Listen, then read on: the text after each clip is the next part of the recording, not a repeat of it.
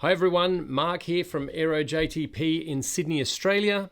When I'm not online with Renee Rosenträger developing the SolidWorks CAD files for our 3D printed remote control jets, I get involved in a bit of material testing, and in this particular video we'd like to introduce you to ASA Aero by Bambu Lab, and what we'll be looking at is how we can print paper planes and get some results in ASA Aero and compare that to some of the other filaments that are available.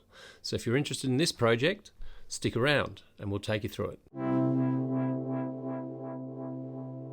For all our current Aero JTP models, Renee and I have been focusing on optimizing our designs for the use of lightweight PLA. Since the introduction of a new material called ASA Aero from Bambu Lab, we are exploring the opportunities of using this and seeing what advantages and disadvantages ASA Aero presents. So as a bit of a fun exercise, I've decided to model a paper plane that I used to build as a child and then see how ASA Aero compares to other 3D printed materials. Firstly, what exactly is ASA Aero? Well, ASA stands for acrylonitrile styrene acrylate, and it's an advanced material. When 3D printed, it foams actively, so the temperature of the nozzle causes the material to expand and thus making it a lightweight version of itself.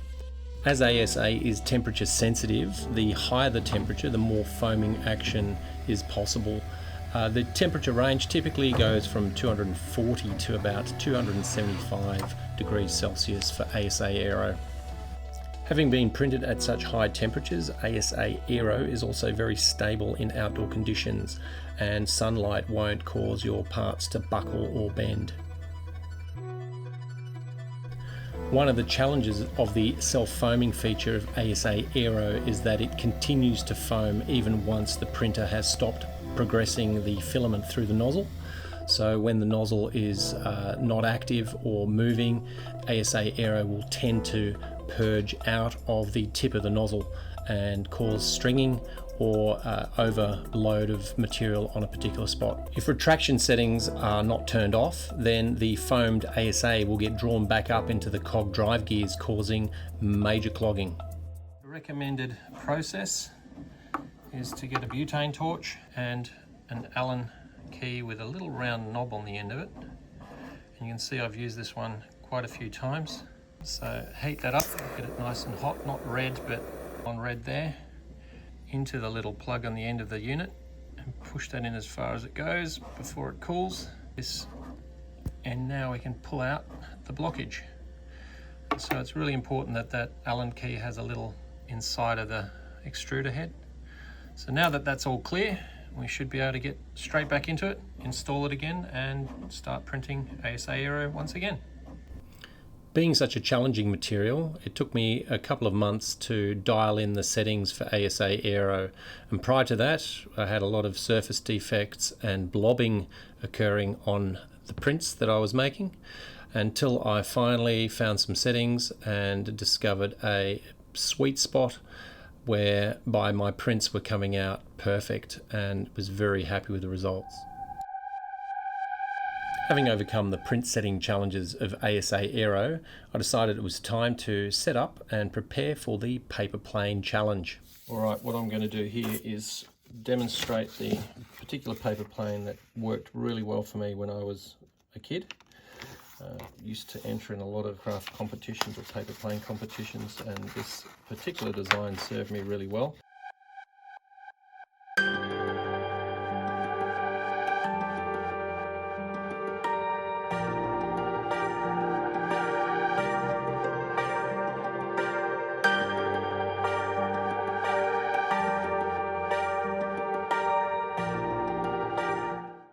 That's just a beautiful glider.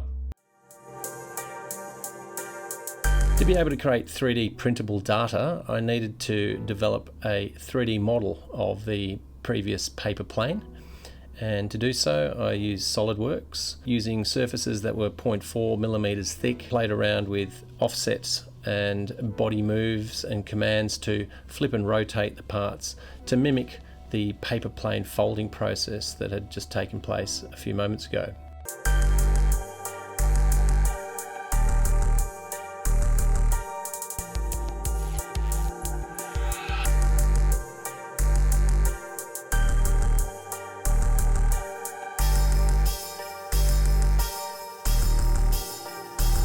One of the key features in the 3D model that I wanted to replicate was the weight buildup of paper, and so in this instance here you can see the numerous surfaces that I'm building up, trying to get a similarity in the thickness of material being built up, so that the center of gravity of the paper plane would be maintained, and that I would hopefully not need any extra nose weight to have these paper planes fly.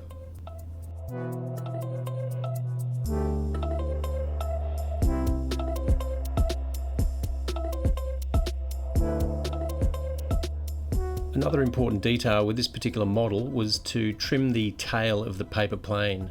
The original paper plane design did not allow for a flat surface whereby the object could be printed standing vertically on a print bed, so I needed to make sure that the 3D model had a nice clean surface whereby the tail end of the paper plane could be placed on the print bed flat and level.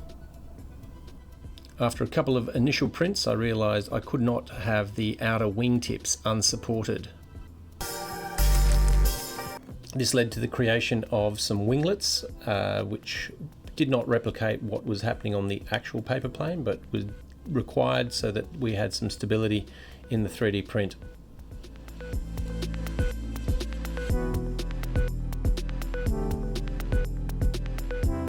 After the test print of this particular design, I discovered that the gaps and the spacing that I had left were undesirable for the 3D print, so it required me to come up with a new design, a simplified design, and one that would still replicate the paper plane model but be more optimized for 3D print.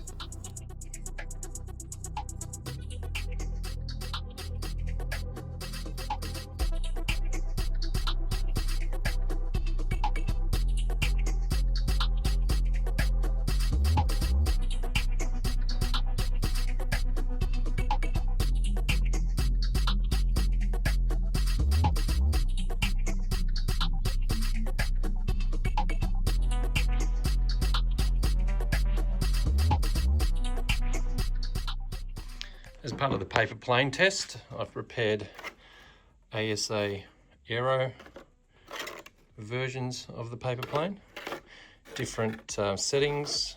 The very last settings, the lightest one of those, was 0.3 wall section, so it became a bit messy. Here we have the high temperature lightweight PLA from Colorfab, and here's some basic PLA, and we have the PLA Aero, which is very brittle. I'm finding you can just crack the wings by flexing that, so I'm not very happy with the outcome of the ASA Aero. And then here we have some earlier designs where I tried to totally replicate the structure of a paper plane. And as you can see here, the results of the printing weren't spectacular because I'm jumping across gaps. They look rather damaged. So all in all, weight comparisons of these, we have ASA Aero at 9 grams. We have high temperature lightweight PLA at 10 grams. We have the PLA Aero at 9 grams and 17 grams for normal PLA. So you can see there's a real difference in the weight between the foamed materials and just the solid PLA plastic. Now the big check and test will be how these all fly. So we'll get to that in a minute.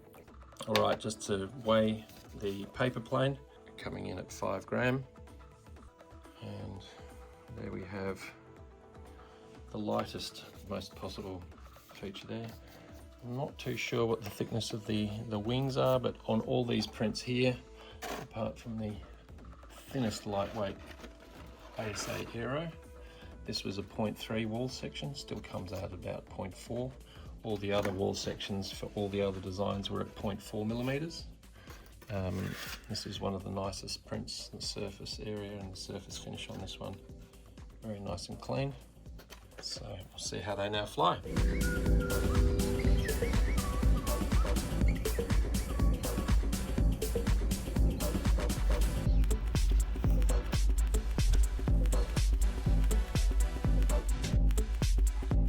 Away.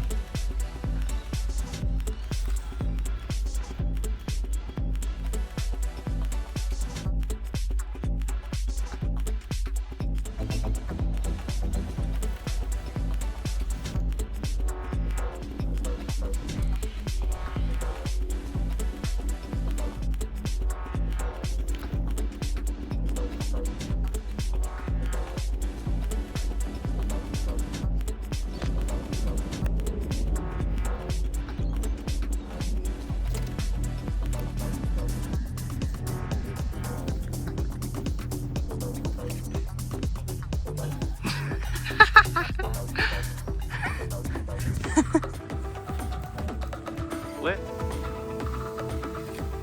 Oh, there we go.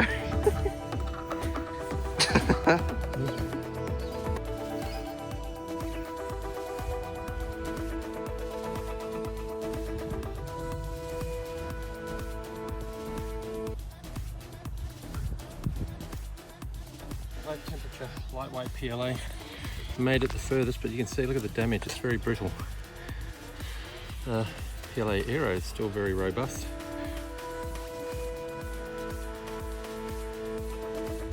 Alright, in order, we had a paper plane, flew very gracefully and had a lot of airtime.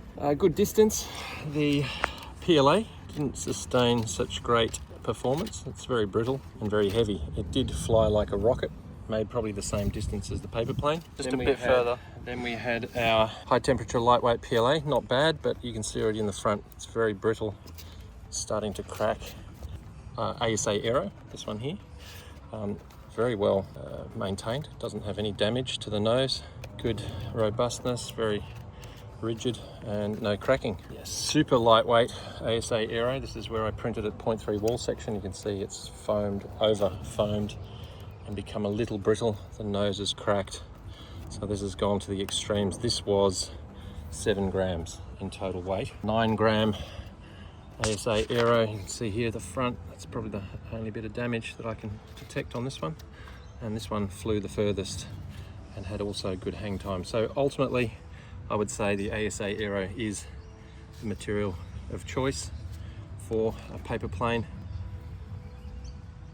copy, or a, what do you call it, a paper plane conversion. I guess so, yeah. All right, one more launch for the paper plane, the ASA Aero.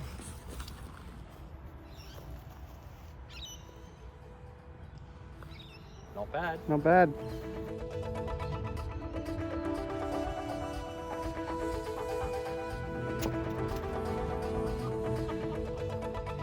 That was a good shot I got there.